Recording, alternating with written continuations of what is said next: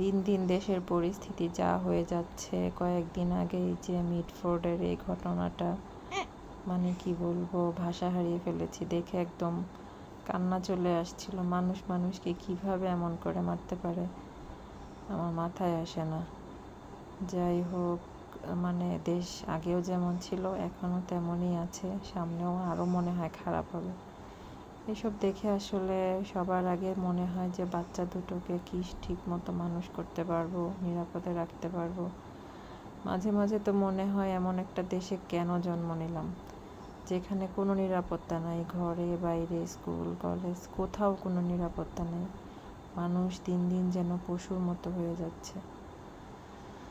তো আল্লাহ সবাইকে আসলে হেফাজতে রাখুক। বিশেষ করে বাচ্চাদেরকে নিয়ে তো খুবই ভয় হয়। ওরা তো এমনিতেও বুঝে না, অনেক কিছুই বুঝে না। মনে হয় ওদেরকে একদম পাখির মতো করে আগলে রাখি, সারাদিন ওদেরকে নিয়েই টেনশন হয়।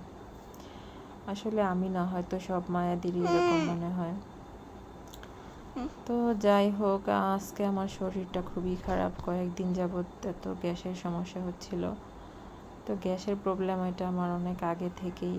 তো কয়েকদিন যাবৎ বুঝতে পারছিলাম যে প্রবলেমটা একটু বেড়ে গিয়েছে।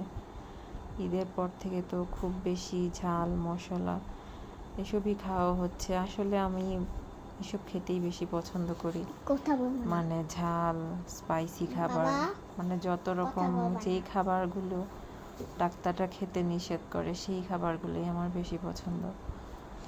তো এই তো খুব বেশি অসুস্থ ছিলাম। তো এই তো আমরা আজকে ডাক্তার দেখাতে গেলাম। ডাক্তার বলল যে গ্যাসের সমস্যা। আমি ভেবেছিলাম হয়তো অন্য কোনো বড় মেজর কোনো প্রবলেম হতে পারে, কিন্তু না, বলল গ্যাসের সমস্যা। তারপরেও গেলাম যেহেতু, তাই একটা ইসিজি করালাম, রক্ত পরীক্ষা দিলাম। তো আসার সময় দুপুরে তো বাইরেই খাবার খেয়েছি, এখন বাসায় এসে রান্না করলাম।